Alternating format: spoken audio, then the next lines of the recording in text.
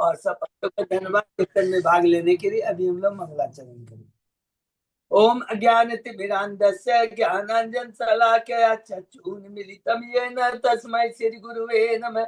श्री चैतन्य मनोभीष्टं स्थापितं येन भूतले स्वयं रूप कदा मह्यं ददाति स्वपदान्तिकं।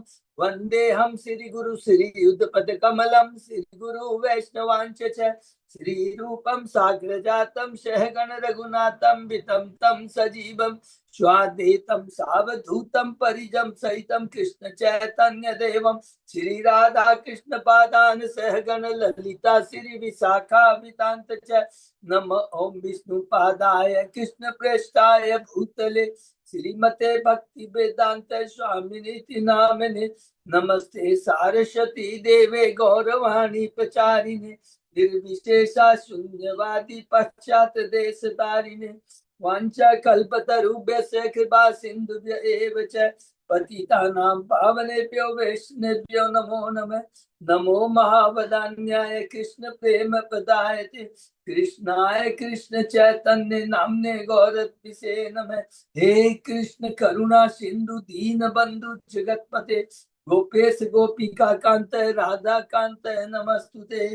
तप्त कांचन गौरांगी राधे वृंदावनेश्वरी विश्वानुसुते देवी प्रणमामि हरिप्रिये।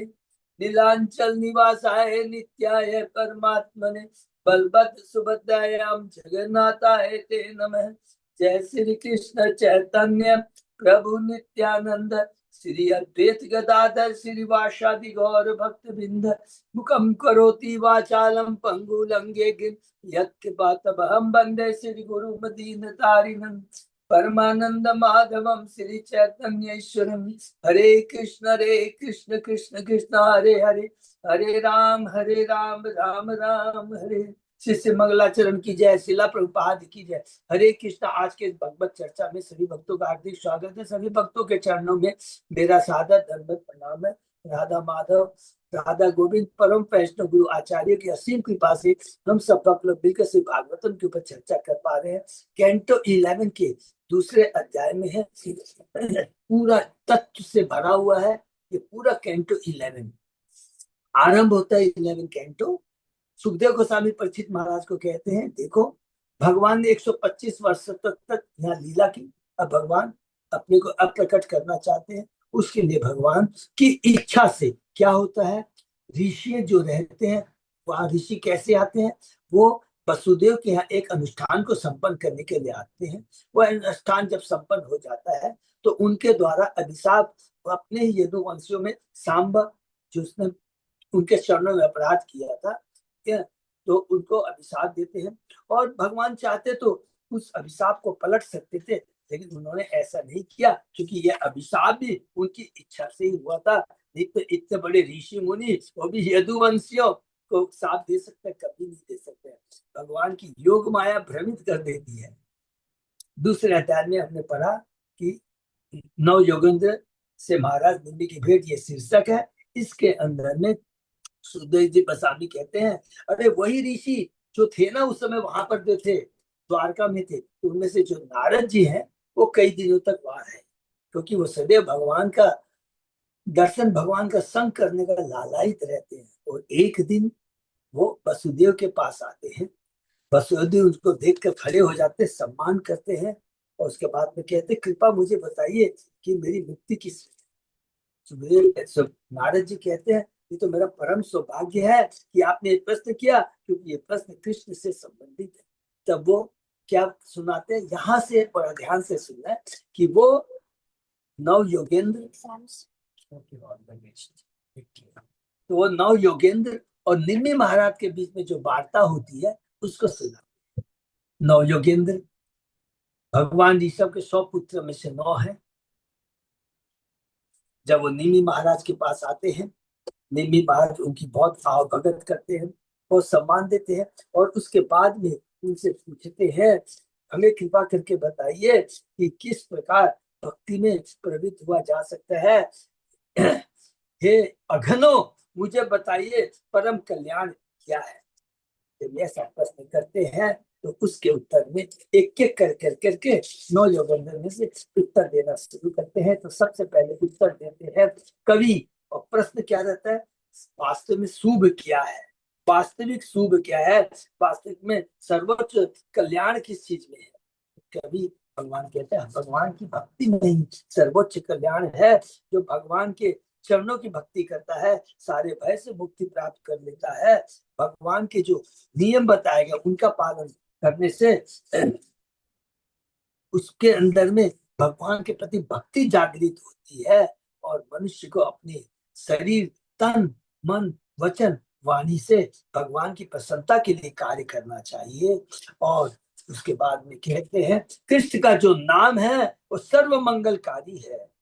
फिर बोलते हैं कोई भी चीज को भगवान से पृथक नहीं समझना चाहिए। जो ऐसा करता है उसमें भगवान के प्रति भक्ति जागृत होती है, भगवान का प्रत्यक्ष अनुभव होता है, भौतिक जगत से विरक्ति मिलती है। ये 5-6 बहुत सुंदर हम लोगों ने पढ़ा। उसके बाद में दूसरा प्रश्न हम वो कहते हैं निम्मी महाराज हमें कृपा करके भगवत भक्तों के बारे में बताइए। तब हवि दूसरे जो 9 योगेंद्र है, 9 योगेंद्र में से है वो योगेंद्र बताते हैं, वो कहते हैं देखिए 3 तरह के भक्त होते हैं, उत्तम, मध्य एवं कनिष्ठ। उत्तम के बारे में हमने पढ़ा कि वो हर वस्तु में भगवान को हर वस्तु में देखता है। मध्यम कोटि का भक्त है, उसमें 4 लक्षण बताए गए हैं, भगवान की भक्ति करता है, भगवत भक्तों जो बराबर है उनसे मित्रता करता है, जो बेचारे अज्ञानी है उन पर कृपा करता है, दया करता है। कौन सी दया करता है, उन्हें कृष्ण भक्ति से जोड़ता है, भगवान के बारे में बताता, आत्मा के बारे में बताता, आत्मा का परमात्मा से क्या उसके बाद। लेकिन जो नास्तिक है, जो भगवान से द्वेष करते हैं, उसकी उपेक्षा करता है।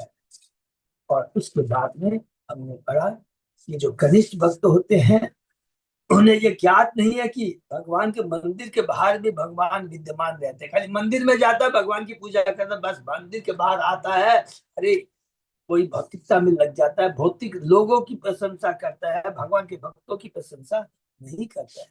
तो इसके अंदर में हम लोगों ने एक चीज बहुत इंपॉर्टेंट पढ़ी थी जो हम लोग रिपीट नहीं किए थे, कि कभी भी देवताओं का अनादर नहीं करना चाहिए। देवता भगवान के भक्त होते हैं। और हमने देखा है कि पूरी भागवतम में कि 2 या 3 जगह कई बार देखा है गोपियां स्वयं कृष्ण को पाने के लिए देवताओं की पूजा करती है। रुक्मणी को हमने देखा है कि भगवान श्री कृष्ण को पाने के लिए माता अंबिका के मंदिर में जाती है। लेकिन जाकर के क्या मांगना चाहिए, लोग क्या मांगती है, धन नहीं, वो मांगती है कि हमें कृष्ण का प्रेम, कृष्ण भक्ति प्रदान करिए, हरि बोल। उसके बाद में अब सुखदेव गोस्वामी जी ये तो बता दिए उत्तम, मध्य और कनिष्ठ। उसके बाद में 48 श्लोक से लेके जो अभी हम चर्चा में है अंत 55 तक जो शुद्ध भक्त होते हैं उनके कुछ गुणों के बारे में बताते हैं। वो क्या बोलते हैं, जो इस संपूर्ण ब्रह्मांड को, जगत को भगवान विष्णु की शक्ति के रूप में देखता है, वह न तो कभी हर्षित होता है न कभी दुखी होता है, वो तो भक्तों में महान होता है। पहला ये।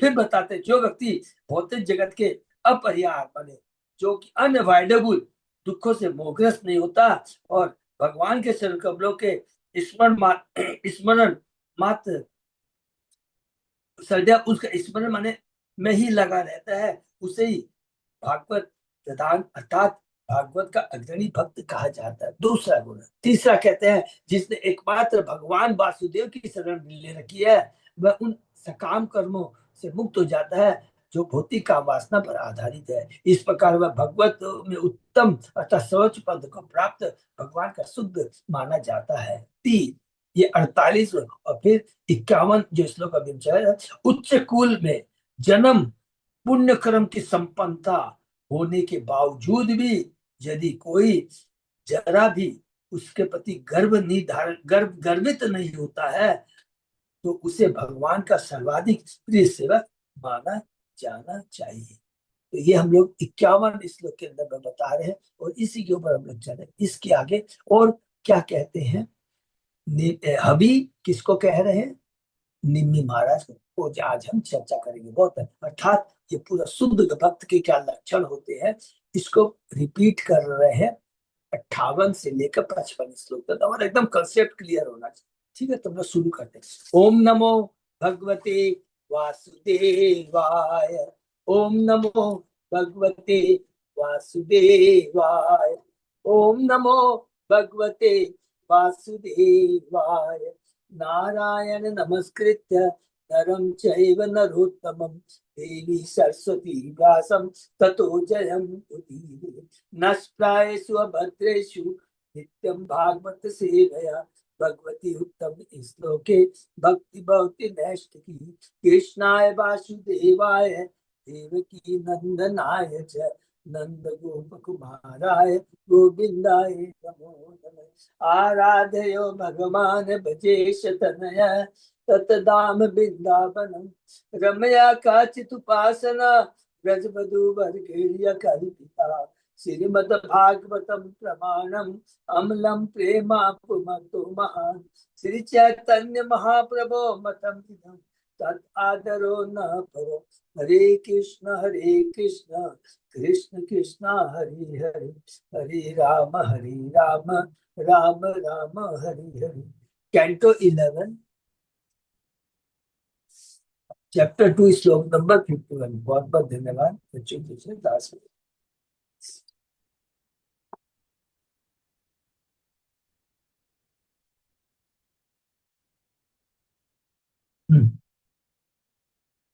न यस्य जन्म कर्मभ्याम न वर्ण आश्रम जाति भी संजते अस्मिन् अहम भावो देहे वेश हरे प्रिय। उच्च कुल में जन्म तथा तपोमय एवं पुण्य कर्मों की संपन्नता निश्चय किसी को अपने ऊपर गर्व जताने वाले। उसी तरह यदि समाज में किसी को प्रतिष्ठा मिलती है क्योंकि उसके माता पिता वर्णाश्रम की सामाजिक प्रणाली में अत्यधिक आधारित है, तो वह और भी ज्यादा पागल घमंडी हो जाता है। किंतु यदि इतने उत्तम गुणों के उपरांत भी कोई व्यक्ति अपने भीतर तनिक भी गर्व का अनुभव नहीं करता, तो उसे भगवान का सर्वाधिक प्रिय सेवक माना जाना चाहिए। हरि बोल। क्योंकि वो क्या करता है, जितने उसके अंदर में उसके पास में भौतिक ऐश्वर्य है, वो अपनी नित्य में न लगा करके वो भगवान की सेवा में लगाता है। हमारे अम्बरीश महाराज इससे उज्ज्वलंत उदाहरण। श्री श्रीधर स्वामी को जन्म शब्द मुर्दावशिक्त ब्राह्मण पिता तथा क्षत्रिय माता उत्पन्न संतान तथा अम्बष्ट ब्राह्मण पिता तथा वैश्य माता से उत्पन्न संतान जातियों के लिए आया, और ये दोनों अनुलोम माने जाते हैं क्योंकि पिता उच्च जाति का होता है। ऐसे ही हुआ जिनमें माता उच्च जाति की तो पिता निम्न जाति का होता है, प्रतिलोम कहलाते हैं, जिसका हमने कल डिटेल में चर्चा किया था। ऐसे में जो भी अपने कथा कथित प्रतिष्ठित जन्म पर गर्व करता है वह निश्चित रूप से देहात्म बुद्धि को प्राप्त होता है। और इसके लिए हम लोगों ने कैंटो 1 में 8वें अध्याय में कुंती महारानी की प्रार्थना में भी पढ़ा था, जिसका उच्च कोटि के उच्च को क्या माने उच्च कुल में जन्म होता है, जो धनवान है, जो सुंदर है, जो शिक्षित है, ये भक्ति में अवरोधक है। वह निश्चित अध्यात्म प्राप्त किसी भी भौतिक देह में जन्म गंभीर समस्या। हरि बोल। जिसका समाधान भगवान की शरण ज्ञान करके करना चाहिए। इस तरह तथाकथित उच्च कुलीन भौतिक शरीर की स्वर्णिम जंजीरों से अपने को छुड़ा सकता है। केवल एक ही माध्यम है कि इस जंजीर से छूटने का, लिखा है भगवान की शरण ग्रहण करके ही हम लोग, क्योंकि सोने की जंजीर हो चाहे पीतल की हो चाहे लोहे की हो, आखिर तो वो जंजीर ही है ना। चाहे तो हम स्वर्ग लोक में रहे, चाहे निम्न लोक में रहे या पृथ्वी लोक में रहे, लेकिन है तो कैद खाने के अंदर ना। तो इस कैद खाने से कैसे निकलना चाहिए, उसकी एकमात्र औषधि है भगवान की शरण ग्रहण करना। श्री भक्ति शास्त्री ठाकुर साहब कनिष्ठ अधिकारी यह सोचते हैं कि कर्म मिश्र भक्ति आध्यात्मिक जीवन का परम लक्ष्य है। वैसे श्लोकों के प्रति अनुरूप हो जाते हैं, जैसे कि वर्णाश्रम आचरण बता पुरुष परम पर पुमान विष्णु आराध्य पंथ न अन्य तो कारणम।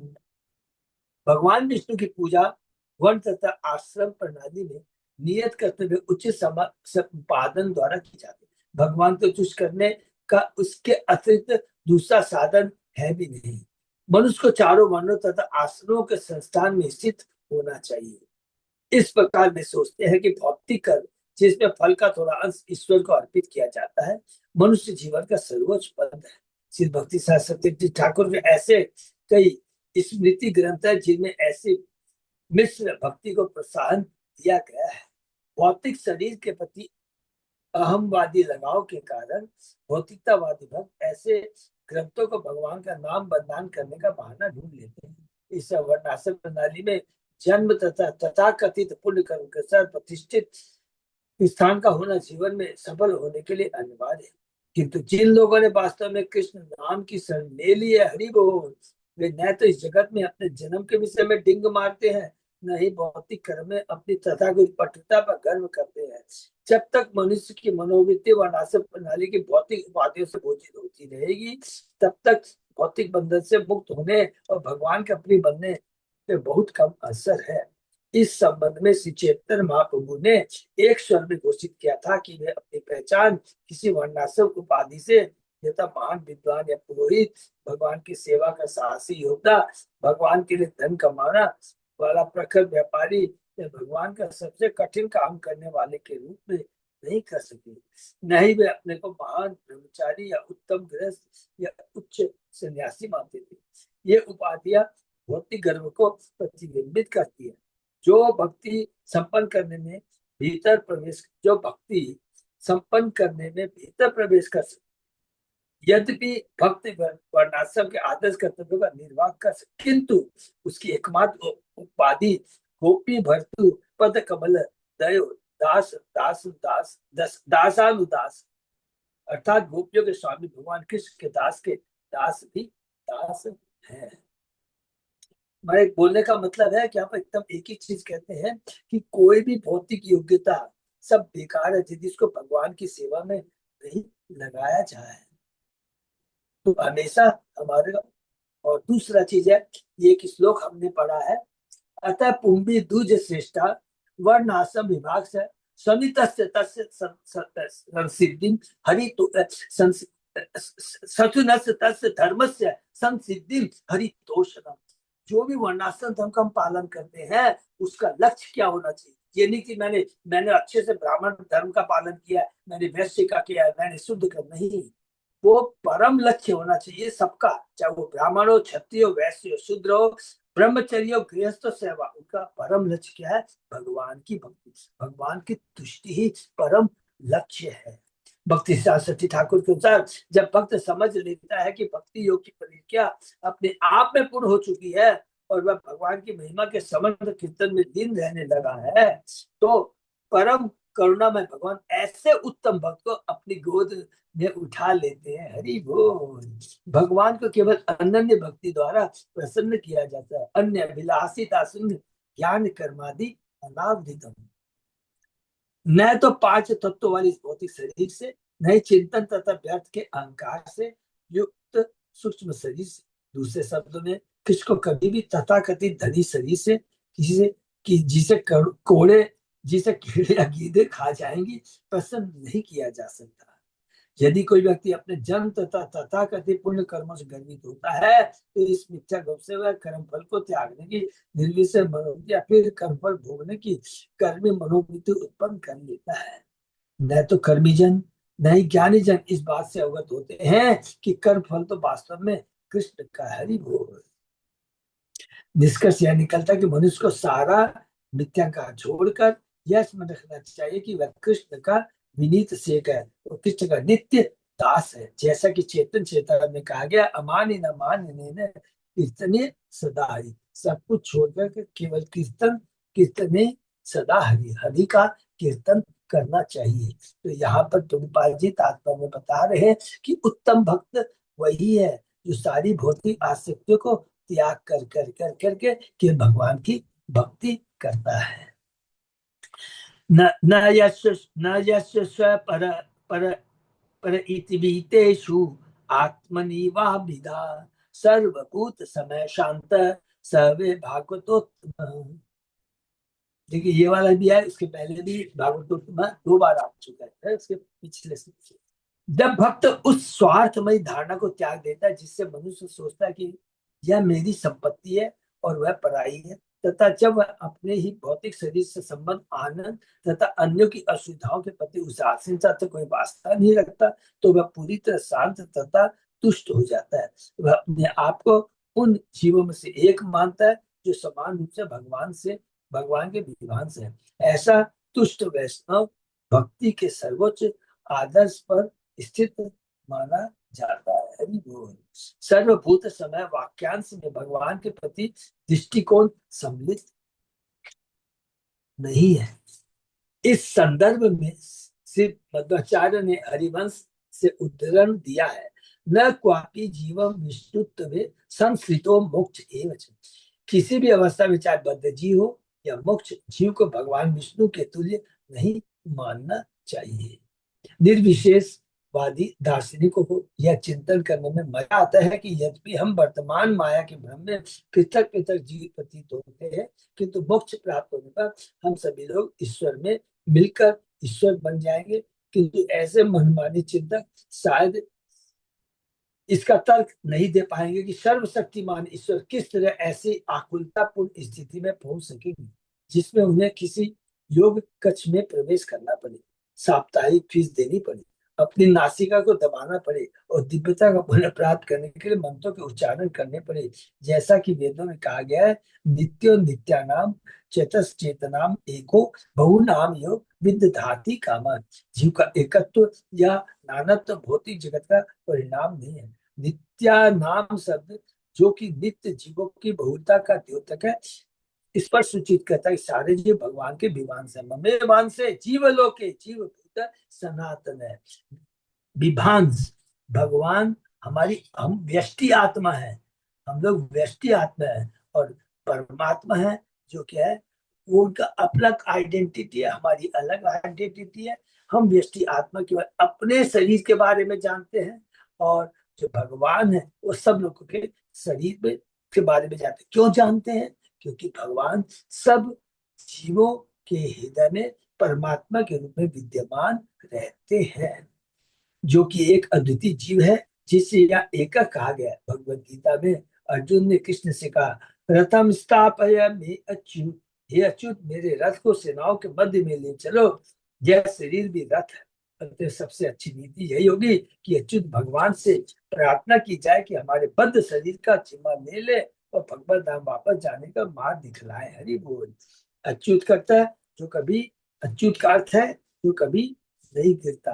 भगवान अपने पद पर सदैव शाश्वत रूप से रहते हैं।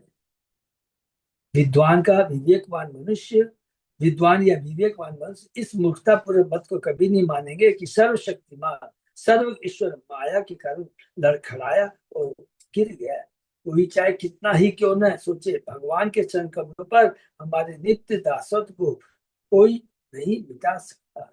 वस्तुतः स्वयं भगवान ने बड़ा प्रारंभ में कहा गया, देवम त्वयानु मंतव्य त्वयानु अवयम जीवात्मा अति क्वचित सर्वगुणे सुसंपन्न देव बंद नहीं करूं?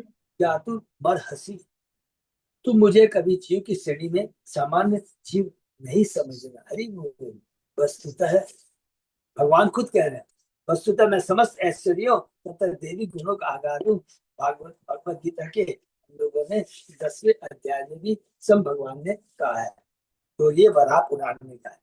श्री जीव गोस्वामी तथा श्री विशाल क्षत्रिय ठाकुर के अनुसार श्रीमद भागवत का हिस्सा किसी वस्तु को भगवान की सेवा में प्रयुक्त करने से मना नहीं करता, क्योंकि भक्त को छूट है कि भगवान कृष्ण की सेवा के लिए वह चाहे किसी भी उपयुक्त वस्तु का उपयोग करे। कृष्ण की सेवा के लिए उपयुक्त वस्तु को स्वीकार करना युक्त वैराग्य कहलाता है। हरि बोल। तो ये फिर से रिपीट कर सकते, सबको मालूम है युक्त वैरागी, ये बहुत ज्यादा इंपॉर्टेंट है। युक्त वैरागी और पलकी वैरागी, हमें भगवान, देखिए एक एक चीज को कोरिलेशन हम कर सकते हैं। 2 मिनट खाली चर्चा करेंगे। हमको कोई भी वस्तु, हमने पहले में कभी क्या बोलते हैं कि जो भक्त होता है कोई भी चीज को भगवान से अलग नहीं देखता है। हर चीज भगवान की शक्ति है, भगवान से संबंधित है। बिना भगवान के उस चीज का कोई अस्तित्व तो नहीं हो सकता। तो ये तो एक चीज हो गई। तो वो चीज का हमको क्या करना चाहिए? जो ज्ञानी होते हैं, जो मुक्ति के इच्छुक होते हैं, मोक्ष के इच्छुक होते हैं, वो उन भौतिक चीजों को टच नहीं करते हैं। डरते हैं कि इसके प्रति आसक्ति हो जाएगी तो हम कर्म कर बैठेंगे तो हमें कर फल भोगना पड़ेगा। लेकिन भगवान कहते हैं, नहीं, ऐसा नहीं है। तुमको युक्त वैरागी बन। युक्त वैरागी का मतलब कोई चीज को त्यागना नहीं है। वो जो चीज है वो भगवान की ही है, उसको भगवान की सेवा में अगर हम लगा दे देंगे तो हम लोग वैरागी ही रहेंगे, युक्त वैरागी कहलाएंगे। और जो भगवान की ही चीजों को भगवान से कहता कि ये हमें बंधन में डालेगी, उसको नेग्लेक्ट करता है, उसको फल्गु वैरागी कहते हैं। तो ये युक्त वैरागी जो शब्द बहुत इंपॉर्टेंट है, अर्थात जो कुछ भी है हमें भगवान की सेवा में लगाना चाहिए। यहाँ तक कि हमारा शरीर भी, देखिए कितना आनंद आएगा। आज हम लोग ये भगवान की, अभी हम लोग जो बैठे हुए हैं, हमारा शरीर भगवान के नाम गुण गाँव के श्रवण कीर्तन कर रहा है, ये बुक्स हम लोग पढ़ रहे हैं, ये मोबाइल, ये कलम हम यूज कर रहे हैं, ये सब चीज क्या है, भगवान की सेवा में लग रहा है। हम लोग युक्त बैरागी वो कहलाता है। जैसा कि श्री रूप गोस्वामी ने कहा, निर्बंध कृष्ण संबंधी, मनुष्य को किसके प्रति अनुरक्त होना चाहिए, अपने लिए तो कभी नहीं। यदि कोई इस श्लोक का यह अर्थ लगाता है कि किसी भी वस्तु, किसी भी भौतिक वस्तु पर नियंत्रण नहीं रखना चाहिए, भले वह कृष्ण की सेवा में उपयुक्त हो, तो वह पूरे ज्ञान में जागृत हरि बोल।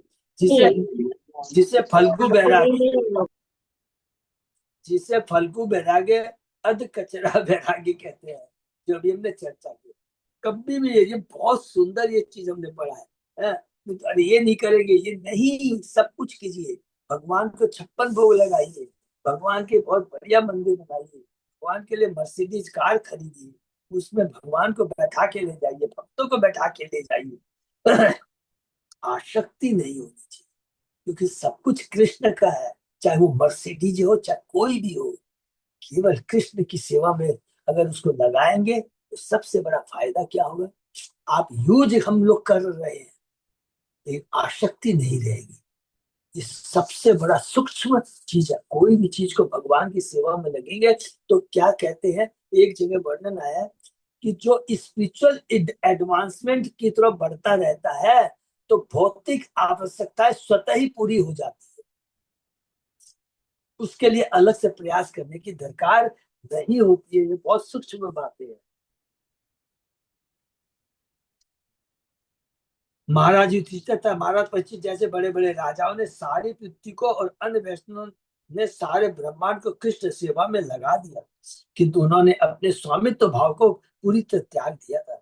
यही बात इस श्लोक में कही है, जिस तरह कोई व्यक्ति अपने शरीर की पीड़ा से चिंतित हो उठता है, उसी तरह से बद्ध जीवों को भक्ति के स्तर पर लाने के लिए चिंतित होना चाहिए, जिससे उनके सारे कष्ट सदा सदा के लिए समाप्त हो जाए। एक शरीर तथा दूसरे शरीर में अंतर न करने का वास्तविक तात्पर्य यही है, हरि बोल। तो हमेशा हमें प्रयत्न करना है। सब कुछ यहाँ पर युक्त वैरागी के बारे में बताया कि जो उत्तम कोटि का जो भक्त होता है वो क्या करता है, सब चीजों को भगवान की सेवा में लगाता है, उनको नेग्लेक्ट नहीं करता है। ये हम लोग ने 52वां श्लोक में पढ़ा। नेक्स्ट, त्रिभुवन विभव हेतवे अपि अकुंठ स्मृति अजितात्म सूरादिवि विमिग्रयात न चलति भगवत पदार विंदात लव निमिष अर्धम अपि यह वैष्णवाग्रह। भगवान के चरण कमलों की खोज ब्रह्मा तथा शिव जैसे बड़े बड़े देवताओं द्वारा भी की जाती है, जिन्होंने भगवान को अपना प्राण तथा आत्मा स्वीकार कर रखा है। भगवान का शुद्ध भक्त उन चरण कमलों को कभी नहीं भूलता। मैं भगवान के चरण कमलों की शरण एक क्षण के लिए भी नहीं, आधे क्षण के लिए भी नहीं छोड़ पाता। भले ही बदले मुझसे संपूर्ण ब्रह्मांड का शासन तथा ऐश्वर्य भोग का वर क्यों न मिले, भगवान के ऐसे भक्तों वैष्णव श्रेष्ठ मानना चाहिए। हरि बोल। तो जो श्रेष्ठ वैष्णव होते हैं उनके क्या लक्षण है, यहाँ प्रभुपाद जी तात्पर्य में कहते हैं, श्री सिद्धर स्वामी के साथ यह प्रश्न किया जा सकता है, यदि किसी को भगवान के चरणों को आधे क्षण भी छोड़ने के बदले संपूर्ण ब्रह्मांड के ऐश्वर्य मिल जाए तो इतने अल्प समय के लिए भगवान के चरण कमलों को छोड़ने में क्या हानि हो जाएगी? इसका उत्तर अकुंठ स्मृति शब्द द्वारा किया गया। बहुत इंपॉर्टेंट प्रभुपाद जी है। शुद्ध भक्त के लिए भगवान के चरण कमलों का विस्मरण असंभव है, क्योंकि प्रत्येक विद्यमान वस्तु वास्तव में भगवान का अंश है। गोपियां ब्रह्मा जी को उलाना देती है, तुमने ये पलके क्यों बंधाई? इस पलकों के चलते ये पलके थोड़ी झपकती है तो कृष्ण का दर्शन नहीं कर पाते। ये होता है शुद्ध भक्त के लक्षण। क्योंकि प्रत्येक विद्वान वस्तु वास्तव में भगवान का, चूंकि कोई भी वस्तु भगवान से पृथक नहीं है, मतलब भगवान का शुद्ध भक्त भगवान के अतिरिक्त और कुछ भी नहीं सोचता। जो हमने पढ़ा था कि उत्तम कोटि का भक्त हर चीज को भगवान से संबंधित समझता है, नंबर वन। हर चीज में भगवान को देखता है, नंबर टू। और भगवान को हर चीज के अंदर में देखता है, अर्थात वो जो कुछ भी देखता है कृष्ण को ही देखता है, क्योंकि सारी चीज कृष्ण से संबंधित है। जीव को देखता है, अरे ये तो भगवान का अंश है, अरे देखो इसके अंदर में परमात्मा रूप में भगवान विराजित है। तो वो भगवान को ही हर जगह देखता है, कभी परमात्मा के रूप में कोई चीज में भगवान से संबंधित कि ये चीज भगवान की उपज है। इस ब्रह्मांड के अंदर कोई भी चीज भगवान से अलग नहीं हो सकती। अगर वो हम कहते हैं तो वो माया है। नहीं शुद्ध भक्त ब्रह्मांड के ऐश्वर्य को भोगने या उस पर शासन करने का विचार मन में ला सकता है। यदि उसे ब्रह्मांड का सारा ऐश्वर्य दे भी दिया जाए तो उसे तुरंत भगवान के चरण कमलों पर अर्पित कर देगा। अगर पूरा ऐश्वर्य मिल जाए तो फल्गु बैरागी क्या कहेगा? सब त्यागो त्यागो, तो आगे ये बंधन का कारण है। लेकिन भगवान का भक्त क्या करेगा? पूरा उन चीजों को गले लगा कर करके, इकट्ठा कर कर करके भगवान की सेवा में उसको लगा देगा, युक्त बैरागी। और भगवान के विंद दास की स्थिति में लौट आएगा। अजितात्म मुरादि भी, भी अजितात्म मुरादि भी विमृग्यात शब्द इस श्लोक में बहुत महत्वपूर्ण है, जो कि सेकंड लाइन है जो हम लोगों ने पढ़ा थी। भगवान कृष्ण के चरण कमल इतने ऐश्वर्यशाली है कि भौतिक ऐश्वर्य के स्वामी ब्रह्मा शिव तथा अन्य देवता भी भगवान के चरणों की झलक पा लेने के लिए लालायित रहते हैं। विमिग्रियात शब्द सूचित करता है कि वास्तव में देवतागण भगवान के चरण कमलों का दर्शन नहीं कर पाते, अपितु वे उनका दर्शन पाने के लिए प्रयत्नशील रहते हैं। इसका एक उदाहरण 10वें सर्ग में दिया हुआ, जब विष्णु से प्रार्थना करते हुए ब्रह्मा उनसे पृथ्वी के उत्पात को दूर करने के लिए कहते हैं। ये कहाँ पढ़ा था हम लोग? कैंटो 10 के पहले अध्याय के अंदर में, जब पृथ्वी ब्रह्मा जी के पास जाती है तब ब्रह्मा जी पृथ्वी को और सब लोगों देवताओं को लेकर के क्षीर सागर में भगवान विष्णु के पास जाते हैं। वहां पर ये ऐसा ही श्लोक श्री भागवत के अन्यत्र 11वें इसी कैंटो के 11वें कैंटो के 14 अध्याय से प्राप्त है। न पारमेष्ट्यम न महेन्द्र धृष्यणम न सार्वभौमम न रसाधिपत्यम न योग सिद्धि पुनर्भवम व मयि अर्पितमेक्षति मत विना अन्यतः। जो भक्त मुझे अपनी आत्मा अर्पित कर देता है वह ऐसा कुछ भी नहीं चाहता यदि वह मुझसे पृथक है। न तो ब्रह्मांड के परम देवता ब्रह्मा का पद, न इंद्र का पद, न पूरी पृथ्वी के ऊपर अथवा अधोलोकों पर राज्य, न योग की शक्ति, न ही पुनर्जन्म के चक्र से मुक्ति। हरि बोल। ये भगवान किसको कह रहे हैं? ये हम लोग आगे पढ़े। उद्धव जी को भगवान कह रहे हैं कि जो मेरा शुद्ध भक्त होता है न मोक्ष चाहता है, सिंपल इसी में बोलेंगे, न मोक्ष चाहता है, न स्वर्ग चाहता है, न इंद्र का पद चाहता है, कोई भी न कोई योग सिद्धि चाहता, अष्ट सिद्धियां चाहता है, कुछ भी वो नहीं चाहता है। तो हम लोग एक जगह पढ़ रहे थे, जो तृष्णा, असत तृष्णा, असत तृष्णा क्या है? अपने भोग की इच्छा, भौतिक जगत में भोग की इच्छा। दूसरा स्वर्ग के जाने की तृष्णा। तीसरा अष्ट सिद्धि प्राप्त करने की इच्छा। चौथा मोक्ष प्राप्त करने की इच्छा। ये चारों की चारी असत तृष्णा है। श्रीनाथ चक्रवर्ती ठाकुर के अनुसार अजितात्मा शब्द का अर्थ अजितेंद्रिया भी हो सकता है, अर्थात वे जिनकी इंद्रिया अनियंत्रित है। यद्यपि सभी देवताओं को विष्णु भक्तों के रूप में सम्मान देना चाहिए। ये बहुत बार बार प्रभुपाद जी तात्पर्य में कह रहे हैं, क्योंकि क्या होता है ना, जो कनिष्ठ भक्त के बारे में, नहीं तो हम लोग, हमारी मनोवृत्ति कनिष्ठ भक्त की तरह हो जाएगी। आह, हम भक्त है, ये देवता तो भोग में रहते हैं, नहीं, ये भगवान के भक्त है। ये भगवान की योग माया इनके माध्यम से लीलाएं कराती है। चाहे वो, हम लोग देख लेंगे, गोवर्धन की लीला देख लीजिए जो इंद्र का है, चाहे ब्रह्म विमोहन लीला देख लीजिए, जब ब्रह्मा जी जो विमोहित होते हैं इधर इंद्र को, तो कभी भी उनका, ये भगवान के भक्त है। अब अच्छा सोचिए, कितना कॉमन सेंस की सिंपल बात है, अगर भगवान के भक्त ना होते तो भगवान इसको भौतिक जगत का सो संचालन करने में इनको लगाते क्या? हे सूर्य, तुम रोशनी प्रदान करो, है? हे वरुण देवता, हे चंद्र देवता, हे दुर्गा माँ, सबको अलग अलग भगवान ने सेवा दे रखी है। बहुत समझना चाहिए। किंतु उच्च लोकों में स्थूल भौतिक असुविधा का अनुभव अभाव अभाव होने से वे देहात्म बुद्धि द्वारा प्रभावित होने लगते हैं। खाली क्या होता है, और कभी कभी राशि भौतिक सुविधा प्राप्त होने का उन्हें कुछ न कुछ आध्यात्मिक घटनाएं भी होने लगती है। इसलिए भौतिक ऐसे से दूर, क्योंकि ऊपर में, माने ऊपर के लोगों के अंदर में, स्वर्ग लोक या कुछ भी कह दीजिए, उसके अंदर इतना भौतिक ऐश्वर्य होता है जो कि उनके भक्ति में बाधा का कारण बनता है। किंतु भगवान के शुद्ध भक्त के मन में ऐसे उत्पातों के लिए स्थान नहीं रहता, जैसा कि अकुंठ स्मृति शब्द द्वारा इस श्लोक में सूचित किया है। श्री भक्ति सार्थी ठाकुर के अनुसार हम इस श्लोक से यह समझ सकते हैं कि क्योंकि भगवान का शुद्ध ब्रह्मांड के किसी भी लोक में उपलब्ध किसी भी भौतिक सुविधा के विषय विषय विपथ नहीं हो सकता, तो ऐसा भक्त कभी भी संभवतः न तो भगवत भक्ति से च्युत हो सकता है, न उसका शत्रु बन सकता है। प्रभु जी। हाँ प्रभु जी, बोलिए प्रभु। प्रभु जी, अभी आपने कहा कि जो उच्च लोक हैं वहां पर भौतिक सुख जो है बहुत अधिक मात्रा में होते हैं। प्रभु हाँ। तो प्रभु जी, लेकिन जो अभी तक हमारी अंडरस्टैंडिंग है कि उच्च लोक तो आध्यात्मिक लोक को बोले जाते हैं ना प्रभु जी। नहीं नहीं नहीं नहीं प्रभु, नहीं प्रभु, प्रभु बहुत ध्यान से सुनिए। चलिए प्रश्न उठा तो इसके ऊपर चर्चा करते हैं। भौतिक ब्रह्मांड, देखिए भौतिक जगत, पहले इसको दिमाग में रखें।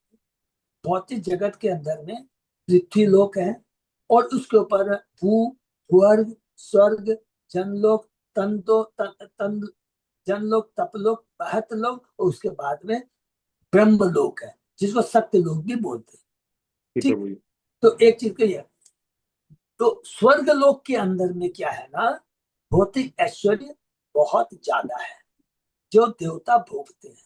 तो वो लोग क्या करते हैं, भक्ति नहीं कर पाते। कैंटर 2 के अंदर में हमने पढ़ा था कि जो इमिडिएटली भक्ति नहीं करते हैं, वो स्टेप बाय स्टेप बाय कर करके वो ऊपर जाते हैं, और फिर सत्य लोक से वो लोग क्या होता है, अब भगवान की भक्ति करके के फिर भगवान के धाम चले जाते हैं।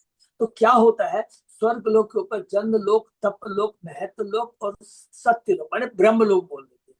वहां क्या होता है, वहां क्या होता है प्रभु, वहां सच पूछा जाए तो वहां पर कोई भी रोग नहीं होता है।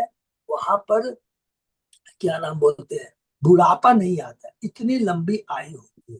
लेकिन ये जो हम लोग भोग की बात जो कहते हैं ना, मेहंदी, ये स्वर्ग लोक की बात करते हैं। स्वर्ग लोक में इतना भोग है, इतना भोग है कि भक्ति नहीं कर पाते हैं। लेकिन और लिखा है जनलोक, तपलोक, ऊपर में जो लोग है ना, वो लोग क्या करते हैं कि धीरे धीरे धीरे वो सारे भोग वो खत्म हो जाता है। और 99 से दिखेगा, लिखा है क्षीणे पुण्य मृत्यु लोके विषयंती, 9वें श्लोक के 21 अध्याय को खोल के पढ़िएगा, है वो स्वर्ग लोक तक के बारे में लिखा है, पुण्य क्षीणे। लेकिन और उसके जो ऊपर लोक है, वो आध्यात्मिक लोक नहीं है प्रभु, वो भौतिक लोक है। तो भौतिक लोक इसलिए क्योंकि उनके भी शरीर भौतिक होते हैं। माने ब्रह्मा तक का, सत्य लोक तक में जो रहते हैं, और नीचे पाताल तक के अंदर में जो लोग रहते हैं, उनका भौतिक शरीर होता है। एक तो ये चीज हो गया, इसलिए जी प्रभु जी। उनका जन्म भी होता है, मृत्यु भी होती है। पहला तो एक ही होता है। अब दूसरा आइए कि पहला भौतिक शरीर है बोल के उनका जन्म मृत्यु होती है। अब कैटेगरी में आइए, भोग की बात। भोग कभी ये नहीं समझेंगे कि स्वर्ग लोक नहीं है, निम्न लोक में भी बहुत भोग है प्रभु। आपको याद होगा ना, भगवान ने बलि महाराज को कौन सा लोक दिया था, सूतल लोक। जी सूतल प्रभु लोक जी। नीचे है ना, वहां भी भोग है, नाग लोग है। भोग ऐसी चीज है ना प्रभु, हर योग सबको है, इतना भोग है। लेकिन क्या है, जन लोग तप लोग महत लोग के अंदर में लिखा है, जहाँ जब ब्रह्मा जी भी रहते हैं, सब रहते हैं, बड़े बड़े ऋषि मुनि अलग अलग किस लोग में कौन रहते हैं, वो एक्चुअली भोग के ऊपर रहता है, वो उतना भोग नहीं करते, उनकी तो खाली इच्छा रहती है। अगर वो चाहे ना तो पृथ्वी में रहते हुए भक्ति कर कर करके वो लोग भगवान के धाम जा सकते हैं। लेकिन क्या है, वो लोग स्टेप बाय स्टेप भक्ति न कर करके वो चाहते हैं अच्छा ऊंचे लोक में जाके देखे क्या है, क्या है, क्या है। तो जो जो योग्यता चाहिए ऊंचे लोक में जाकर के उसका वो पालन करते हैं, करते करते ऊपर चले जाते हैं। लेकिन वो लोग भी क्या है, लिखा है शास्त्र में बाद में कि जब ये होता है, क्या बोलते हैं, संहार होता है ना, उस टाइम में वो लोग भगवान की भक्ति करते हुए सीधा भगवान के धाम चले जाते हैं, वापस उनको नीचे नहीं आना। तो इसलिए आप कभी भी बहुत कम सुनने मिलेगा ब्रह्मलोक से नीचे वापस आ, स्वर्ग लोक से नीचे आ जाते, क्योंकि वह बहुत ही ऐश्वर्य ज्यादा है। मैं आपको समझा पाया प्रभु? हाँ प्रभु, तो मतलब आपका मतलब मैं ये समझा कि सिर्फ एक भगवत धाम ही आध्यात्मिक है, बाकी सब। यस, यस, ये सब भौतिक है प्रभु। उसके जी प्रभु जी। ऊपर और सबसे बड़ी बात है, कभी भी हम, मैं सोचता है अरे भौतिक जगह जितना बड़ा है, 14 भुवन है, और ऐसे, और एक ब्रह्मांड के अंदर 14 भुवन है, स्वर्ग लोक, जन लोक, तप लोक, महत लोक, अतल वितल सुतल तरातल, इतना, ये तो केवल एक ब्रह्मांड है, सरसों के दाने के समान, ऐसे करोड़ों असंख्य ब्रह्मांड। तो हम सोचते हैं भौतिक जगत इतना बड़ा है, लेकिन जब पूरी पढ़ाई करते समझ में आता है ये हमारी अज्ञानता, क्या ये पूरी भगवान की सृष्टि का केवल 25% है। 75% तो आध्यात्मिक जगत है, जिसके अंदर में भगवान के भक्त भगवान की भक्ति करते हैं, केवल भगवान का गुणगान करते हैं। 75% सोचिए, और हम लोग 25% भौतिक जगत में करोड़ों ब्रह्मांड है। तो हमारी कोई, मैंने क्या बोलेंगे, गिनती नहीं है बस। गिनती ही नहीं है प्रभु। ये पढ़ पढ़ के इसलिए बार बार एक ही चीज आता है, अरे 75% लोग आध्यात्म, ये तो खुद हम जैसे तो मूर्ख हैं जो भोगना चाहते हैं इस भौतिक जगत में आके सड़ रहे हैं। लेकिन क्या है, प्रभुपाद जी की कृपा है, भक्ति करते करते ये शरीर छोड़ देंगे तो कम से कम कुछ तो फायदा होगा। अब पता नहीं कितनी हमारी भक्ति का स्तर क्या है, ये तो कृष्णा ही कैलकुलेट कर सकते हैं, गुरु ही कैलकुलेट कर सकते हैं, लेकिन कर तो रहे हैं ना, तो यही होना चाहिए और ये करते रहे बस। ठीक है, हरे कृष्ण प्रभु। Hare Krishna. Hare Hare Krishna. Krishna, sorry to disturb प्रभु। प्रभु ये मनुष्य योनि सिर्फ योग योनि है, बाकी जितनी भी योनि है सब भोग योनि है? हाँ माता जी, भोग योनि का मतलब क्या है? देखिए, भोग योनि का मतलब क्या होता है कि माने पूरे ब्रह्मांड भौतिक जगत में, पहला चीज आप खाली एक ही अपने से प्रश्न कीजिएगा, हम भौतिक जगत में क्यों आए, बस एक ही प्रश्न का उत्तर को हम लोग दे देंगे तो समझ में आ जाएगा। भौतिक जगत में भोगने के लिए तो आए हैं। अर्चिता कृष्ण कांत देवीदासी माता जी। हाँ हरे कृष्णा प्रभु। हाँ मैं हाँ बोल बोल। रही हूँ मनुष्य योनि ही सिर्फ योग योनि है, मतलब योग इसी के द्वारा पॉसिबल है, अच्छा, बाकी ओके सारी ओके भोग योनि ओके, है। अच्छा अच्छा, सॉरी, हाँ अच्छा अच्छा। हाँ आपका हाँ कहने का मतलब है कि हाँ इसी योनि में नॉर्मली क्यों है, इसका भी थोड़ा उत्तर दे दीजिए। हाँ इसका प्रभु। इसका उत्तर भी दे दीजिए कि मनुष्य में ही योग, हम लोग बोलते हैं ना कि यहाँ पर ही हम लोग योग माने भक्ति कर सकते हैं, योग का मतलब भक्ति कर सकते हाँ क्योंकि हमारे में जो विवेक है, बुद्धि है, ज्ञान है, हम लोग जान सकते हैं, वेदों का अध्ययन कर सकते हैं, सब कुछ कर सकते हैं, भक्ति कर सकते हैं, और कोई योनि में नहीं पॉसिबल है ये। हैं। माता जी, हाँ मनुष्य योनि, अच्छा ओके, ठीक है, हाँ वो बहुत। हाँ प्रभु। तो माता जी इसको थोड़ा और अच्छे से एक्सप्लेन कर देंगे। तो इस मनुष्य योनि के अंदर में सब देवता वगैरह सब आ जाते हैं। नहीं तो आप बोलेंगे कि हम मनुष्य योनि का मतलब खाली ये नहीं है कि भौतिक जगत में, देवता लोग में हमसे ज्यादा बुद्धि होती है। लेकिन देवता लोग भोग योनि में आते हैं प्रभु ना शायद। हाँ नहीं, भोग योनि में माने इसको ऐसे नहीं बोलेंगे, हम ऐसे हम्म। बोलेंगे। देखिए, एक तत्व के हिसाब से चर्चा करेंगे, और एक ऐसे बोलते हैं तब, जैसे बोलचाल की भाषा में आपका बोलना बिल्कुल सही है। कैसे? अरे भाई, मनुष्य योनि में क्या होता है, कल यहीं पर हम भक्ति कर सकते हैं। तो क्या क्यों कर सकते हैं? क्योंकि यहाँ पर भौतिक जगत में सुख दुख है, बहुत है। तो जब आदमी है दुख पाता है तो वो भगवान की तरफ मुड़ता है। देवताओं के पास वहां कोई कष्ट नहीं है, भोग है, वो भोग में लिप्त रहते हैं। इसीलिए देवता भी मनुष्य नहीं, मनुष्य ये पृथ्वी पर आकर के लालायित रहते हैं, क्योंकि क्योंकि यहाँ पर मनुष्य है, कष्ट ज्यादा है यहाँ पर। कष्ट से निकलना चाहता है, माने कौन से कष्ट? भौतिक कष्ट से निकलना चाहता है, तब भगवान भगवान के भक्त शास्त्र यहाँ पर हैं। लेकिन ऐसा नहीं है कि देवता भी भक्त नहीं है, उनको सब कुछ ज्ञान है। उदाहरण के लिए बोल दूं आपको एक चीज, एक छोटा सा एग्जाम्पल आप खाली पढ़ लीजिए। हमने कैंटो 10 के 14 अध्याय में ब्रह्मा जी की जो स्तुति है वो क्या है? स्तुति हमने पढ़ा है ना, वो भगवान की कितनी बढ़िया स्तुति, वो कैसे कर पा रहे हैं? क्योंकि उनको भगवान का ज्ञान है। अब भगवान के बारे में कितनी दिव्य स्तुति की है। तो समरी में हम ये बोल सकते हैं कि हम लोग इसलिए बोलते हैं मनुष्य योनि में, कि मनुष्य योनि में हम आराम से भक्ति कर सकते हैं। क्योंकि कंपेयर टू अदर जगह पे हम देखते हैं, जैसे निम्न योनि है, पशु योनि है, उसमें तो आप कर ही नहीं सकते, चेतना ही वैसी नहीं है। स्वर्ग में भोग है, कोई लोग योग में लगे हुए हैं, कोई तपस्या में लगे हुए हैं, है? लेकिन भगवान कहते हैं केवल मनुष्य योनि के अंदर में हम भगवान की भक्ति इजीली कर सकते हैं। क्यों पे सुख दुख इस तरह का यहाँ चलता रहता है? अभी कष्ट हुआ तो भगवान के पास चले जाएंगे, सुख हुआ तो फिर थोड़ा भोग में लग जाएंगे। लेकिन यहाँ पर ही आपको आचार्य मिलेंगे, शास्त्र है, शास्त्र तो सब जगह है? लेकिन यहाँ पर जो शुद्ध भक्तों का संग मिलता है, शुद्ध भक्त के हमेशा भौतिक इस हमारे पृथ्वी लोक में ही इसलिए आते रहते हैं कि जीवों को कैसे इस भौतिक जगत से उद्धारा जा सके। लेकिन इसका मतलब ये है कि देवता भक्ति करके भगवान के धाम नहीं जा सकते।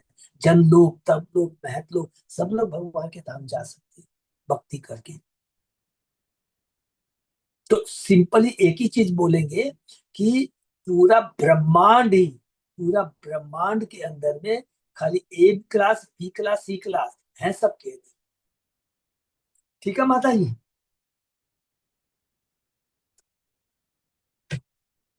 आगे बढ़े? हाँ प्रभु जी बढ़िया। Okay, thank you. आगे बढ़ते। भगवत भगवत उरु विक्रम अंग्री शाखा नखमणि चंद्रिक्या निरस्त तापे हृदि कथम उपसिद्ध ताम पुनः प्रभवती चंद्रे इवे उदिते अर्कताप। जो लोग भगवान की पूजा करते हैं उनके हृदय को भौतिक कष्ट रूपी आग भला किस तरह जलाती रह सकती है? भगवान के चरण कमलों के अनेक वीरतापूर्ण कार्य किए हैं। भगवान के चरण कमलों ने अनेक वीरतापूर्ण कार्य किए हैं और उनके पांव की अंगुलियों के नाखून मूल्यवान मणियों सदृश लगते हैं। इन नाखूनों से निकलने वाला तेज चंद्रमा की शीतल चांदनी सदृश हरि बोल, क्योंकि वह शुद्ध भक्त के हृदय के भीतर के कष्ट को उसी तरह दूर करता है जिस तरह चंद्रमा की शीतल चांदनी सूर्य के प्रखर ताप से छुटकारा दिलाती है। जब चंद्रोदय होता है तो उसकी किरणों के विस्तार से सूर्य की भीषण गर्मी का कष्ट दूर हो जाता है। इसी तरह भगवान के चरण कमलों के नाखून से निकलने वाली शीतल किरणें शुद्ध भक्त के सारे कष्ट दूर कर देती है। वैष्णव टीका का अनुसार इस श्लोक से यह अर्थ ग्रहण करना चाहिए कि भौतिक काम वासना अर्थात अनियंत्रित कामेच्छा प्रज्वलित अग्नि के तुल्य है। इस अग्नि की लपटें बद्ध जीव की शांति तथा सुख को भस्म कर डालती है, जो निरंतर 84 लाख योनियों में भटकता है और असह्य आग को बुझाने का व्यर्थ संघर्ष करता रहता ही बोल। भगवान के शुद्ध भक्त मणि सदृश शीतलता प्रदान करने वाले भगवान के चरण कमलों को अपने हृदय में रख लेते हैं और इस संसार के सारे कष्ट तथा पीड़ा दूर हो जाते हैं। उरु विक्रमांग्री शब्द घोषित करता है कि भगवान के चरण कमल शौर्य से पूर्ण है। श्री कृष्ण अपने वामन अवतार के लिए प्रसिद्ध है, जिन्होंने अपने सुंदर अंगूठों को ब्रह्मांड की बाह्य सीमा तक विस्तारित कर दिया और ब्रह्मांड के कोष में छेद बना दिया, जिससे पवित्र गंगा जल इस ब्रह्मांड में आ सका। उसी तरह जब भगवान कृष्ण असुर राजकंस को ललकारने मथुरा में प्रवेश कर रहे थे तो कोल्यापीठ नामक भयानक हाथी ने उनका मार्ग रोका, तो कृष्ण ने उन्हें अपने पाद प्रहार से उस हाथी को मार डाला और नगरी के द्वारों से होकर भीतर प्रवेश कर गए। भगवान कृष्ण के चरण कमल इतने पूज्य हैं कि वैदिक भागवत का कथन है कि सारा जगत उन्हीं के चरण कमलों में टिका है। हरि बोल। समासिता ये पद पल्लव पल्लवम महत पदम पुण्य यशो मुरारी। कौन कहता है? ये माता जी यदि हैं तो ये स्वयं कौन कह रहे हैं? ब्रह्मा जी कह रहे हैं। ये ब्रह्मा जी की स्तुति के अंदर में आता है, कैंटो 10 के 14 अध्याय। विसर्जति हृदयं न यस्य साक्षात् हरि अवसाभिहिते अपि अग ओगनाश प्रणय रसनया कृतांग्रि पद्म न भवति भागवत प्रधान उक्त।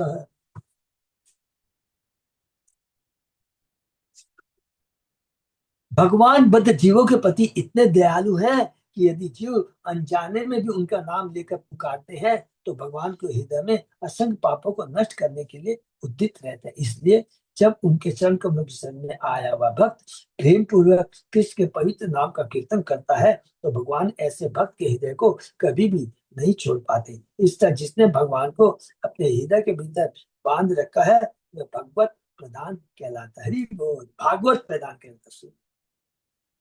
श्री सिद्धार्थ स्वामी को इस श्लोक में शुद्ध भक्त के गुणों का सार प्राप्त है। शुद्ध भक्त वह है जिसने अपने प्रेम के भगवान को इस तरह आकृष्ट कर रखा है कि वे भक्त के हृदय को छोड़कर कहीं नहीं जाते, भर को छोड़ ही नहीं सकते। गोस्वामी साक्षात शब्द यह सूचित करता है कि सौंदर्य समेत 6 ऐश्वर्य के कारण सर्व आश्रय भगवान कृष्ण को अपना हृदय दे देने के कारण शुद्ध भक्तों भगवान का ज्ञान हो जाता है। शुद्ध भक्त कभी भी न तो स्त्रियों के मानसिक स्तनों से न तथा की समाज नैतिक एवं जगत प्रेम के व्यामोह से आकृष्ट होता है, इसलिए उसका निर्मल हृदय भगवान के लिए उपयुक्त निवास माना जाता है। एक सभ्य व्यक्ति निर्मल स्थान में ही रहना चाहेगा, तो वो निर्मल स्थान क्या है? वह दूसरे स्थान में नहीं रह सकता। पाश्चात्य देशों के शिक्षित जन आजकल शहरी औद्योगिक प्रतिष्ठानों द्वारा जल तथा वायु के प्रदूषण का अत्यधिक विरोध कर रहे हैं। वे स्वच्छ स्थान में रहने के अपने अधिकार की मांग कर रहे हैं। इसी प्रकार भगवान कृष्ण परम सभ्य व्यक्ति है, अतः वे न तो दूषित हृदय में रहना चाहेंगे न ही ये बद्ध जीवों के दूषित मन में प्रकट होंगे। जब भक्त भगवान कृष्ण की संज्ञान करता है तो कृष्ण के सर्व आकर्षक स्वभाव की प्रत्यक्ष अनुभूति द्वारा ईश्वर में भी बन जाता है। तो भगवान ऐसे भक्त के निर्मल हृदय तथा मन को अपना निवास स्थान बना लेते हैं। हरि बोल। श्री जीव गोस्वामी के अनुसार एतादृश प्रणय वातेन तु सर्वदा परम आवश्यदेव कृत्यमान सुतनाम एवं मेवादो घनाश स्यात्। यदि भक्त भगवान कृष्ण की दिव्य प्रेमा भक्ति में मग्न रहता है तो वह इस सेवा द्वारा प्रत्यक्ष या अप्रत्यक्ष रीति से भगवान की महिमा का बखान करता है। अतः यदि वह भगवान की सेवा मग्न रहने के कारण कृष्ण नाम कीर्तन करने में पूरा ध्यान नहीं दे पाता तो भगवान की दया से उसके हृदय के सारे पाप धुल जाते। हरि बोल। केवल भगवान, जैसा कि इस भागवत में कहा गया है, दूसरे कैंटो कहा गया है, एतान एतान निर्विद्यमानानाम इच्छताम अकुतो भयम योगी नाम निर्णीतम हरे नाम अनुकीर्तनम। हे राजा, महापुरुषों के अनुसार पर भगवत नाम का कीर्तन, निरंतर कीर्तन सबों के लिए संशय रहित तथा भय सफलता का मार्ग। इससे वे सभी सम्मिलित है जो सारी भौतिक इच्छाओं से मुक्त है, जो भौतिक भोग के इच्छुक है तथा वे जो भी दिव्य ज्ञान के बल पर आत्मतुष्ट। इसलिए यदि कोई दिव्य प्रेमा भक्ति के पद नहीं पहुंचता किंतु कृष्ण नाम का संग करता है तो वह सारे पापों से मुक्त हो जाए। श्रीमद् भागवत के षष्ठम स्कंध में अजामिल के जीवन का तात्पर्य प्रस्तुत करते हुए श्री प्रभुपाद ने विस्तार से बताया कि पवित्र नाम में सामान्य व्यक्ति को भी शुद्धि करने की शक्ति है, जो कि हम लोगों ने अजामिल की 6वें कैंटो में हमने पढ़ा है। श्री विश्वनाथ चक्रवर्ती ठाकुर ने भगवान को वश में करने की सुंदर विधि बताई है। माता यशोदा ने बालक कृष्ण को एक रस्सी द्वारा मूसल से बांध दिया था। कृष्ण ने अपने भक्तों के अचिंत प्रेम के वशीभूत होकर अपने आप को बंधवा दिया। हरि बोल। अतः यद्यपि भगवान के सभी बद्ध जीवों को अपनी माया के रस्से से बांधते, किंतु वही बद्ध जीव शुद्ध भक्त बन जाते हैं यदि वे कृष्ण को ईश्वर प्रेम की जंजीरों से बांध ले। श्री भक्ति सती ठाकुर के साथ पाप कर्मों के कारण संसार की सारी अशुभ दशाएं भगवान नाम के कीर्तन से दूर की जा सकती है। भगवान उन लोगों के हृदय को छोड़कर कभी नहीं जाते जो सारे पाप आत्म त्याग कर भगवान नाम का कीर्तन करते हैं। यदि ऐसा कीर्तन पूर्ण न भी हो तो भगवान के सेवा नित्य लगा हुआ भक्त क्रमशः प्रेम निष्ठा अवस्था को प्राप्त होगा, तब उन्हें महाभागवत माना जाना चाहिए। अर्थात श्रद्धा, साधु संग, भजन किया, अनर्थ निवृत्ति, निष्ठा, रुचि, आसक्ति, भाव, प्रेम, धीरे धीरे धीरे करके आज हम लोग कर रहे हैं। तो लिखा यदि ऐसा कीर्तन पूर्ण न भी हो तो भगवान की सेवा में नित्य लगा हुआ भक्त क्रमशः प्रेम निष्ठा अवस्था को प्राप्त होगा। धीरे धीरे धीरे धीरे कर करके निष्ठा की अवस्था का मतलब होता है जो भक्ति में स्थिर हो जाता है, उसमें स्थिरता आ जाएगी। इस पर से भागवत के एकादश स्कंद के अंदर महाराज ने 9 योगेंद्र समेत शीर्षक दूसरे अध्याय का श्री भक्ति वेदांत स्वामी प्रभुपाद के विभिन्न सेवकों द्वारा रचित तात्पर्य पूर्ण हुआ। हरे कृष्ण। तो यहाँ पर हम लोग ने दूसरा 9 योगेंद्र जो है हवि के बारे में हम लोगों ने पढ़ा। अब उसके बाद में तीसरे जो है 9 योगेंद्र हमें बताएंगे। तो पहले 2 श्लोकों के अंदर में पहले श्लोक में हमने पढ़ा वास्तविक शुभ क्या है, भगवान की भक्ति के बारे में पढ़ा। दूसरा हम लोगों ने श्लोक पढ़ा भगवत भक्त के बारे माने भक्त के बारे में पढ़ा, उत्तम कोटि का, मध्यम कोटि का और कनिष्ठ कोटि का। और उसके बाद ये पढ़ा 45, 46, 47 श्लोक और 48 श्लोक से लेकर 55 श्लोक में जो भगवान के जो शुद्ध भक्त है 2 चीज लिखा है इसके अंदर। तो हम लोग को कंफ्यूज, एक तो लिखा है अगर हम लोग कनिष्ठ भक्त हैं तो भक्ति करके कैसे उच्च कोटि के भक्त बन सकते हैं, एक तो ये लिखा है। और जो उच्च कोटि का जो भक्त बन जाता है उसके क्या लक्षण दिखाए गए, उसके क्या लक्षण बताए गए हैं। उच्च कोटि की अवस्था में जब हम पहुंच जाते हैं तो भौतिक जगत की चकाचौंध से वो बिल्कुल भी विचलित नहीं होता है, भक्ति में लगा रहता है चाहे वो कहीं भी रहे। अर्थात भक्ति की वो शक्ति होती है जो हमें स्थायी फल प्रदान करती है। और ये पूरा का पूरा जैसे कि प्रभु ने पूछा, अरुण प्रभु ने पूछा, अर्चना माता ने पूछा, ये क्लियर सब कुछ याद रखेंगे कि ये पूरा भौतिक जगत है, चींटी से लेकर ब्रह्म तक का भौतिक शरीर है। केवल आपको आयु लंबी चौड़ी ज्यादा हो सकती है। और ये नहीं तो आप लोग कई बार हम लोग देखेंगे इंद्र है, इंद्र का पोस्ट के लिए क्या करना पड़ता है सबको मालूम है ना, 100 अश्वमेघ यज्ञ करते हैं। ब्रह्मा का पोस्ट के लिए किसको ब्रह्मा का पोस्ट मिलता है, किसी को मालूम है कितने? 10 जन्म तक शायद ब्राह्मण बनता है, उसके बाद उसको नहीं 10 जन्म नहीं है, वो जो 100 जन्मों तक की 1000 जन्मों तक वर्णाश्रम धर्म का प्रॉपर पालन कर उसको ब्रह्मा का पोस्ट मिलता है। तो ये सब सारी चीजें भौतिक है, सब कुछ है। कहीं कुछ भी कर लीजिए, वास्तविक या भौतिक जगत में हम क्यों आए हैं, सिंपल ये चीज समझना है। बिना भौतिक इच्छा के भक्ति के, चाहे वो भौतिक इच्छा सूक्ष्म हो सकती है चाहे ग्रोस हो सकती है, हम भक्ति भी कर रहे हैं। देखिए कितनी सूक्ष्म चीज है, हम भक्ति करते हैं तो मन में ये आ जाता है कि मैं बहुत अच्छा प्रचार कर रहा हूँ, मेरे को बहुत अच्छा ज्ञान है, बस वो भी सूक्ष्म क्या हो गया, इंद्रिय तृप्ति हो गई। लेकिन चूंकि हम भक्ति करते करते करते थे वो सारी चीजें कट जाएंगी, ठीक है ना। तो हमको खाली भक्ति में लगे रहना है तो अवश्य ही हमारा कोई भी नुकसान नहीं होगा। भक्ति करते करते 2-3 चीजें श्लोक याद रखें तो हिम्मत बना रहेगा। 2 या 3 श्लोक प्लीज याद रखेंगे। एक तो श्लोक है अपि चेत्सु दुराचारो भस्ते मामने वाला, 9वें अध्याय का 30वां श्लोक, कि अगर हम भक्ति करता कोई भी गलती भी हो जाता है, जघन्य से जघन्य कार्य भी कर लेता है, तो कृष्ण कहते हैं उसको साधु मानना चाहिए। साधु क्यों मानना चाहिए? क्योंकि उसको अटल विश्वास है कि कृष्ण ही परम है, लेकिन पिछले जन्म के बिकॉज ऑफ बैड हैबिट्स वो कुछ गलती काम कर बैठता है, तो कभी भी उस पर हंसना नहीं चाहिए। वो बेचारा, क्योंकि वो खुद गिल्टीनेस फील करता है कि मेरे से ये हो गया। कोई भी यहाँ भक्त बैठा हुआ है, 100% गारंटी है उससे कुछ भी गलती हो जाती है, ईर्ष्या हो जाती है, गलानी हो जाती है, बिल्कुल भी घबराना नहीं चाहिए।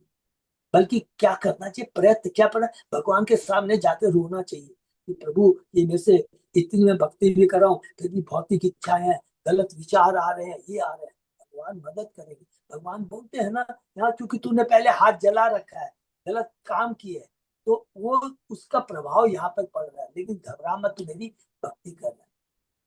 दूसरा श्लोक है, माता स्पष्ट कौनते हैं शीतोष्ण सुकृता, कि जो माने थोड़ा बहुत जिस प्रकार गर्मी सर्दी है को सहन करना, जो बहुत सुंदर श्लोक है ना, दूसरे अध्याय का कितना, कौन सा श्लोक है, 14 नंबर श्लोक है,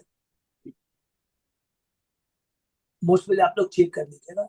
और एक तीसरा हमने पढ़ा है कि थोड़ी सी भी भक्ति महान कष्टों से दूर कर देती है, वो कौन सा श्लोक है, हाँ, नेहाभिकम नातो नस्ति, नेहाभिकम नातो अस्ति 2 का 40वां प्रभु, हाँ, 2 का 40। वेरी गुड माता जी। नेहाभिकम नातो नस्ति प्रत्यवायो यभिद्यते, एकदम कितना मन हिम्मत देता है।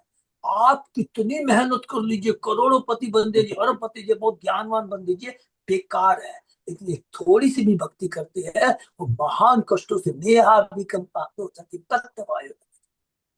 तो 2 से जाकर 14 श्लोक, ये 40वां जो माता जी ने बता दिया। और ये जो आपका मैं बता 9 अध्याय का 30वां श्लोक है। और एक भागवत का जो हमने पढ़ रहा है ना, एक तो ये तख्ता माता जी हम लोग अभी पढ़ रहे हैं, तख्ता माने कि अगर हमने सारे नियमों का पालन किया, परिवार का बहुत अच्छे से पालन किया, सब कुछ भी किया है, लेकिन भगवान की भक्ति नहीं किया तो सब बेकार है, कोई महत्व नहीं।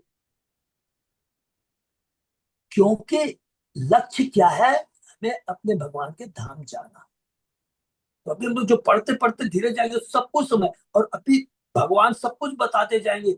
उद्धव पूछेगा, अच्छा असिद्धियों के बारे में बताइए, अच्छा इसके बारे में बताइए, फिर भगवान बोलेंगे, जो कि अभी अभी हमने पढ़ा ना कैंटो 11 के 14वें अध्याय के अंदर में उतना इतना श्लोक है, मैं भूल गया। भगवान कहते हैं, न तो इंद्र के पद से, न ब्रह्मा के पद से, न कोई भी चीज से मैं खुश नहीं होता हूँ, मैं तो केवल मेरी भगवान के भक्तों की भक्ति से खुश होता हूँ। हरे कृष्णा, ये ठीक है। तो इसलिए संक्षेप में एक लाइन और बोलता हूँ, तो इसलिए कभी भी ये नहीं सोचना है कि ब्रह्मा के पद में वो लोग खुश होंगे, कोई खुश नहीं, भौतिक जगत में खुश हो ही नहीं सकता है। बस वहाँ ऐश्वर्य ज्यादा है प्रभु जी, वहाँ ऐश्वर्य है। ऐश्वर्य ज्यादा हो सकता है, ज्ञान ज्यादा हो सकता है, तपस्या ज्यादा हो सकती है। अभी तो मैं आपको बताया माता जी, स्वर्ग लोक के ऊपर है, वो लोग तपस्या भी करते हैं, एक एक करके पढ़ेंगे, जन लोक, तप लोक, महत लोक का सबका पढ़ेंगे, पढ़ेंगे। कोई बहुत तप कर रहे हैं, बहुत उम्र बहुत लंबी है, लेकिन भक्ति के बिना भगवान के धाम नहीं जा सकते, सिंपल चीज है, ठीक है ना। हरे कृष्णा, ये हरे प्रभु जी हाँ माता जी, हाँ नंदिनी माता जी बोलिए। प्रभु जी ये कह रहे थे, भक्ति जैसे हम लोग जाप करते हैं, जाप में जैसे है ना माला से करते हैं, तो अगर माला से नहीं कर सकते तो काउंटर से भी करते, तो क्या वो भक्ति लगेगी? बिल्कुल लगेगी, क्यों नहीं लगेगी, एकदम लगेगी, अच्छे से मतलब कोई लोग, हम लोग पहले शुरू में जैसे करते थे, जब हमने हरि नाम दीक्षा नहीं लिया था, तो हम लोग तो काउंटर से भी करते थे। आप जल्दी से करिए, हरि नाम की दीक्षा ले लीजिए, फिर आपको हरि नाम की दीक्षा तो किससे लेंगे, क्योंकि हमारे पास तो कोई वैसा है नहीं यहाँ पे। आपको अच्युत अजय दास बाबू बता देंगे, उनसे आप अच्छा, आप उनसे रेगुलर बात करते रहिएगा, आप बहुत भाग्यशाली है, मैं आपको बता दूं।